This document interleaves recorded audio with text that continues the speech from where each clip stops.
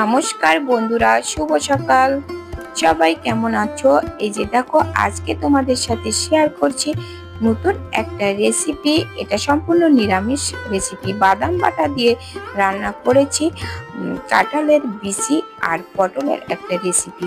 একেবারে জিভে জল চলে আসার মতো রেসিপিটা আশা করি ভালো লাগবে, তাই সম্পূর্ণ ভিডিওটা স্কিপ না করে দেখো। আর দেখার শুরুতে একটা লাইক করে দিও, আর নতুন বন্ধুরা আমার চ্যানেলটাকে সাবস্ক্রাইব করে পাশে থাকা বেল আইকনটিতে ক্লিক করে রেখো। আর যদি তোমরা ফেসবুক পেজ থেকে দেখে থাকো তাহলে আমার পেজটা ফলো করে রেখো। তাহলে কথা না বাড়িয়ে চলো মূল রেসিপিতে যাওয়া যাক। এই যে সবজি আমি কেটে নিয়েছি, আমি দুটো কাঁচকলা নিয়েছি ছোট দেখে, আর দুটো আলু নিয়েছি, আর দেখো পটল কেটে রেখেছি গোটা করে। আর এখানে দেখো আমি নিয়েছি কাঁঠালের বিচি।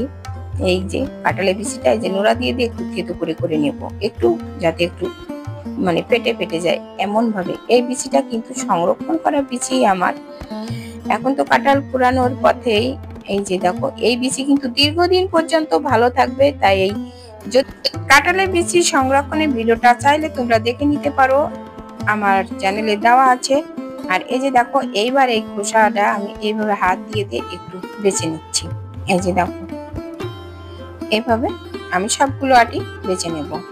তোমরা কিন্তু চাইলে বটিতে সাইডটা কেটে কেটে কিন্তু এই খোসাগুলো ছাড়িয়ে নিয়ে তারপর একটু থেতো করে নেওয়া যেত, কিন্তু ওটা আমি করলাম না, বটি আর লাগাবো না যেহেতু, এই জন্য নোড়া দিয়ে থেতো করে আমি বেছে নিচ্ছি, যেহেতু আমার আটিগুলো ফাটানো লাগবে তাই বেছে। এবার এগুলো সব বাছা হয়ে গেলে গরম জল দিয়ে ভিজিয়ে উপরের যে লাল খোসা আছে, বাদামি রঙের যে খোসা আছে, খোসাটা কিন্তু তুলে নেওয়া যাবে। এই যে দেখো আমার সবগুলো আটি কিন্তু বাছা হয়ে গেছে। এবার গরম জলে ভিজিয়ে রাখবো। কাঁঠালের বীজের এই বাদামি খোসাটা ছাড়ানোর ভিডিও আমার দেওয়া আছে, চাইলে সেটা দেখে নিতে পারো। আর এই যে দেখো নিয়েছি চীনা বাদাম। এই যে দেখো কয়েকটা চীনা বাদাম নিয়েছি। মেন উপকরণ এই যে বেটে নিয়ে আসলাম, আর নিয়েছি এখানে জিরে বাটা। খুব কম তেল মশলায় আমার এই রান্নাটা হবে, কিন্তু খেতে কিন্তু অপূর্ব হবে। গরম জলে ভিজিয়ে বেছে নেব। এদিকে দেখো কড়াই বসিয়ে দিয়েছি, কড়াইতে একটু তেল আছে আগের থেকে, তার ভিতরে দিয়ে দিলাম আর একটু তেল। অল্প তেল মশলায় কিন্তু রান্না হবে।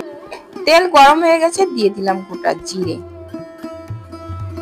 এবার দিয়ে দিলাম শুকনো লঙ্কা, আর দিয়ে দেব তেজপাতা।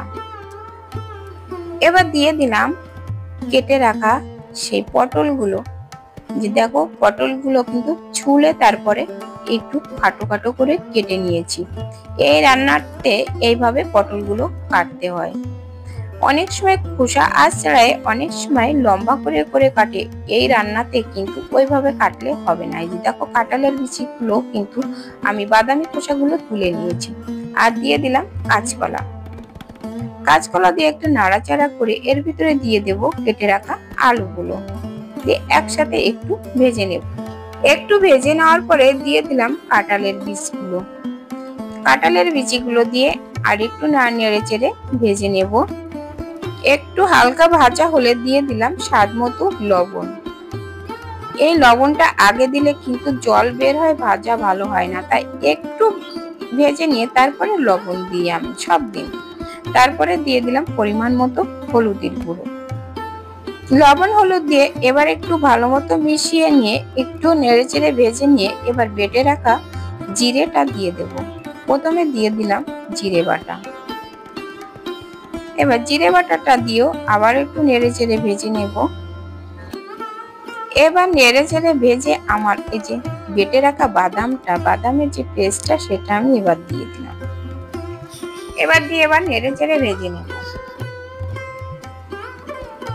এবার দেখো আমি এই বাটি ধুয়ে অল্প একটু জল দিয়ে দিলাম, তাহলে কি হচ্ছে মশলাটা কিন্তু পড়বে না। এবার নেড়ে চেড়ে একটু ভালো মতো কষিয়ে নিতে হবে যতক্ষণ মশলা থেকে তেল না ছেড়ে দিচ্ছে। আর এর ভিতরে দিয়ে দেব কিছুটা চুইটা আমার ছিল ফ্রিজে, আমার বাড়ি থেকে আনা ছিল, সেই চুইটা দিয়ে দিলাম কয়েকটা ডাল। এইবার দিয়ে দিলাম শুকনো মরিচের গুঁড়ো।